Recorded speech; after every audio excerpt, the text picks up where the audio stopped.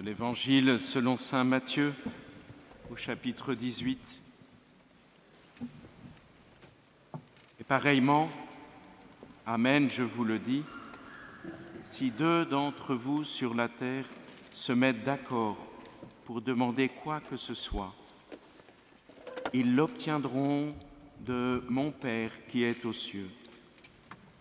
En effet, quand deux ou trois sont réunis en mon nom, je suis là, au milieu d'eux. Voilà, cet enseignement de Jésus, cette promesse de Jésus. Nous sommes ici plusieurs à vouloir prier ensemble, côte à côte. On ne s'est pas forcément encore tous mis d'accord parce qu'on ne se connaît pas tous. Pourtant, on est bien d'accord pour être le jeudi soir ici, en présence. Pourquoi Jésus, par rapport à la prière de demande, d'intercession, nous demande de ne pas la faire seule. Il y a une prière de contemplation, d'adoration que je peux faire tout seul dans ma chambre, une prière avec la parole de Dieu que je peux faire tout seul dans ma chambre, mais pour demander des choses, pour demander des guérisons, des apaisements, des réconciliations. Alors il me dit, là, il faut que tu sois avec au moins un frère. C'est encore plus sympa quand on est un petit millier dans cette église, mais au moins un frère.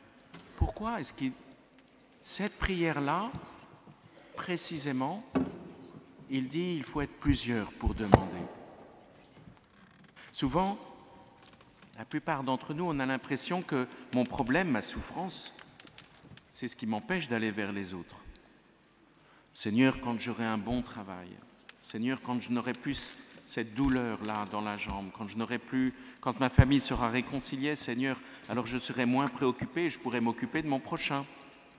Donc tu me guéris d'abord et après j'aimerai les autres. Non, ce n'est pas l'ordre que veut Jésus. Jésus nous dit, tu te mets d'abord d'accord avec quelqu'un, vous demandez ensemble, et après mon Père, vous obtiendrez tout de mon Père. Pourquoi il nous demande cela?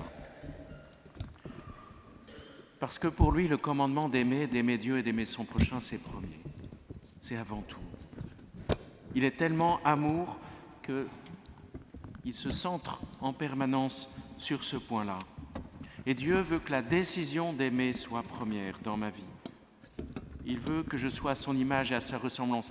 Avant toute chose, c'est le plus important pour lui.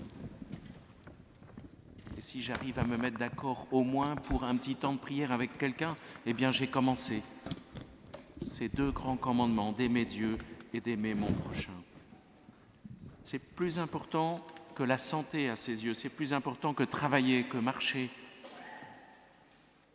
Alors, il me demande de commencer par là. Et puis, il a un peu d'expérience, le bon Dieu. Cette expérience, elle nous est racontée dans la Bible. Quand le peuple d'Israël va très bien, qu'il est en paix avec ses voisins, ou alors qu'il les a soumis militairement parlant, que les moissons rentrent bien, eh bien, il ne s'occupe pas de Dieu. Il ne le remercie pas.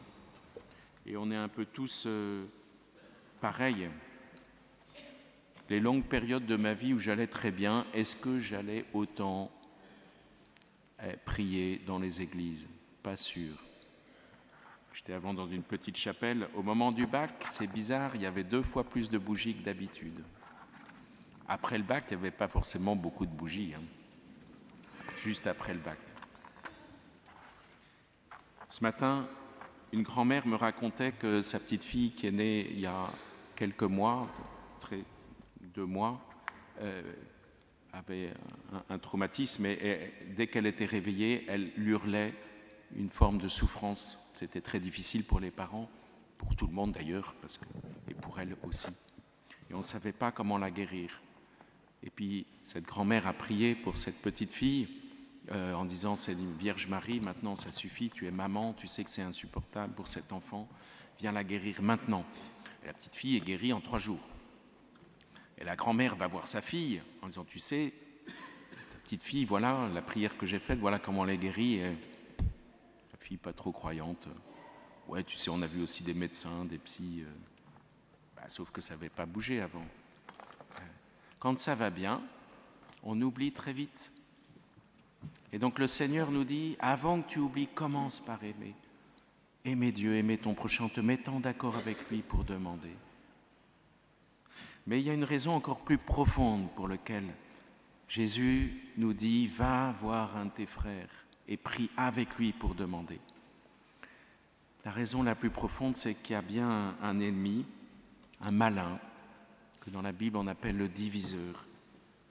Et si pour Dieu, aimer est premier, pour le malin, diviser, isoler, c'est plus important que tout. Or la souffrance, elle m'isole. La douleur dans le corps, dans mon corps, personne ne peut la comprendre. Il n'y a que moi qui la vis. Même le médecin, je n'ai pas l'impression qu'il m'ait bien compris. Ma famille, au bout d'un moment, ils sont lassés de me voir souffrir. Ils ne comprennent pas ce qui se passe. D'ailleurs, moi-même, j'ai du mal à comprendre ce qui se passe dans mon corps, donc je ne peux pas le raconter. Plusieurs d'entre nous, ils ont déjà fait cette expérience.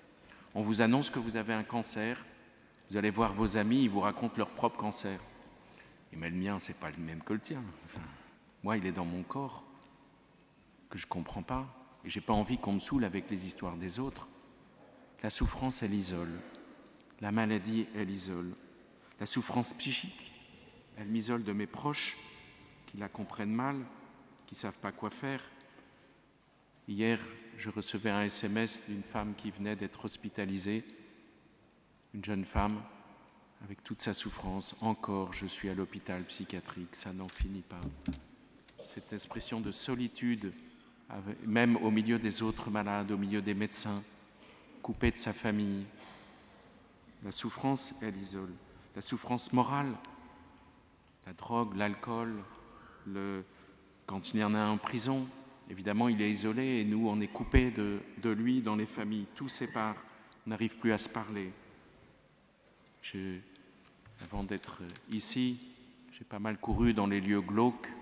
J'étais à Pigalle et je m'occupais des lieux de prostitution, des lieux de drogue. Quelle solitude il y a quand on est dans la prostitution, dans la drogue, quand on est dans la rue. Encore hier matin, quelqu'un de la rue me disait « Souvent, je dormais avec des bandes de gens de la rue, on pensait se protéger, en fait, c'est eux qui m'ont volé. Maintenant, je n'aurai plus jamais d'amis, je ne veux pas. » Quel isolement cet homme trahi, dans quel isolement il se trouve. C'est le but du malin, d'utiliser la souffrance, la maladie, la douleur, n'importe quelle souffrance, pour m'isoler, me mettre à part, me couper de tout. Et c'est pour ça que Dieu est attentif à ça et qu'il dit c'est ce qui me fait le plus peur. Je veux te remettre dans la communion. Peut-être que certains réagissent en disant mais moi, ma souffrance, c'est aussi une part de solitude et puis j'ai été trahi et du coup, j'ai pas envie de prier avec les autres. Est-ce qu'ils vont vraiment prier pour moi? J'ai envie d'avoir une relation seule avec Dieu. Et même dans une foule comme ça, comme on est dans une église, on peut être chacun un peu isolé en disant j'ai envie d'être seul avec Dieu. Ça ne concerne que moi, ma souffrance, j'ai pas envie de la dire à d'autres. Je suis trop blessé par les autres pour être capable de prier avec eux. C'est précisément à toi qui te dit cela que Jésus dit tourne-toi vers ton frère et demande avec lui, tu obtiendras du Père éternel et je serai là au milieu de vous deux. Pourquoi Jésus insiste vraiment en disant il n'y a pas de relation simple avec Dieu sans relation avec mon prochain? Parce que le pire piège du malin, c'est de détourner la prière elle-même pour m'isoler de mes frères, pour m'isoler des autres. Il va essayer de me faire peur. J'ai déjà rencontré des personnes qui disent « dans mon travail, je ne suis pas très aimé », ça arrive souvent, il n'y a pas d'entente, c'est parce que les autres m'attaquent avec la magie. Vous en avez une preuve, madame, monsieur? Non. Ils vous ont dit qu'ils avaient fait ça? Ça arrive parfois, mais c'est très rare. Parce que d'abord, ça coûte beaucoup d'argent. Vous avez une preuve de ça? Non, non, mais comme ils ne s'entendent pas avec moi, j'en suis sûr. Vous n'avez pas de preuve, madame. Je ne suis pas sûr que le malin, qu'ils aient fait des choses comme ça. Par contre, je suis sûr que le malin vous manipule pour vous isoler, vous. Mais je prie beaucoup contre eux. Ah ben oui, là, clairement, il y a un problème. On ne peut prier que pour aimer. On ne prie pas contre ces gens qui font du bruit dans mon immeuble. Ça arrive dans beaucoup d'immeubles, il y a des problèmes de voisinage. On ne prie pas contre ces membres de ma famille qui me jalousent ou qui vont mal. Je ne peux pas... c'est terrible quand le malin s'est emparé de la prière et l'a détourné de la communion, de l'amour, pour finalement m'isoler encore plus. Quelle douleur du prêtre lorsqu'il reçoit ces personnes-là. Je veux beaucoup de sel béni parce que j'en mets partout, parce que tout le monde m'en veut, mes voisins m'en veulent, au travail on m'en veut, etc. Mais madame, ce sel béni, c'est une bonne chose que le sel béni, mais visiblement il vous isole encore plus. Moi j'aimerais avec vous prier pour ces voisins, prier pour ces gens au travail avec qui c'est difficile, pour ces gens dans votre famille. Non, non, surtout pas. Madame, vous vous faites avoir, vous, c'est pas eux qui ont un problème. Monsieur, c'est vous qui avez un problème. Et on va demander à Jésus ensemble de quelle douleur quand les personnes s'enferment ainsi dans une prière qui les éloigne de l'amour et qui ne vient pas de Dieu. Nous avons à réentendre ce commandement de Jésus. Mets-toi d'accord avec au moins une personne. Si c'est difficile avec les autres, trouve au moins une personne pour prier avec toi, pour être reconduit à la communion, à cet amour qui est si fondamental, dont nous avons tant besoin pour guérir les peurs et ne plus nous faire avoir par le diviseur. Voilà la sagesse de Jésus en nous donnant ce commandement. L'Église est belle, vous savez. De temps en temps, elle est blessante. De temps en temps, il y a eu des choses pas belles. Mais globalement, l'Église a toujours favorisé, même pour les ermites, même pour les moines, cette prière commune. Qu'est-ce que c'est beau de voir des moines qui ne chantent que la moitié d'un psaume et qui écoutent leur frère en face répondre par un autre verset et puis lui répondre. Nous voulons vivre ce commandement d'être d'accord pour prier ensemble. Vous savez, à côté de votre logement, il y a une paroisse. Dans cette paroisse, il y a un prêtre, peut-être qui vous énerve. Peut-être que vous ne savez même pas où est cette paroisse, où est ce prêtre, qui est-il. 5 fois par jour, il lit des psaumes pour vous. 5 fois par jour, ce qu'on lui demande en premier, ce n'est pas de dire la messe ou de donner les sacrements, ou de prêcher. Sa première mission, c'est de dire les psaumes, je veux être d'accord avec ceux qui habitent là, pas loin. Et dire les psaumes avec eux, pas pour moi, pour eux, par amour pour eux. Et si un jour ils reviennent à mes côtés me demander quelque chose, alors nous serons d'accord pour nous tourner vers le Père. Et le Père bénira. C'est beau cette mission première du prêtre, d'intercéder pour les gens qui habitent autour de lui. N'ayez pas peur d'aller le voir. N'ayez pas peur d'aller le voir et lui donner des intentions de prière. Il sera toujours heureux de vous accueillir parce qu'il sera reconnu dans sa mission. J'ai donné ma vie pour t'accueillir et pour dire les psaumes pour toi. Et puis écoutons toutes ces personnes qui ne peuvent plus se déplacer, qui sont sur Internet. On vous en parle régulièrement, on entend les témoignages. Elles pourraient dire leur chapelet ou avoir des longs temps d'oraison toutes seules. Eh bien, pour demander, elles veulent se joindre à nous le jeudi soir en se connectant, même si elles ne peuvent plus sortir de leur chambre. Ou bien beaucoup, à 15h, allument leur radio et disent le chapelet, pas seul, mais avec le chapelet qui est dit à Lourdes. Même le plus isolé d'entre nous sait que de temps en temps, il a besoin de prier avec ses frères. Et que le Seigneur bénit cette prière-là. Si vous ne me croyez pas, si vous dites, mais oui, d'accord, il y a un commandement de Jésus à prier à deux, mais je ne sais pas comment faire, j'ai jamais fait, je doute.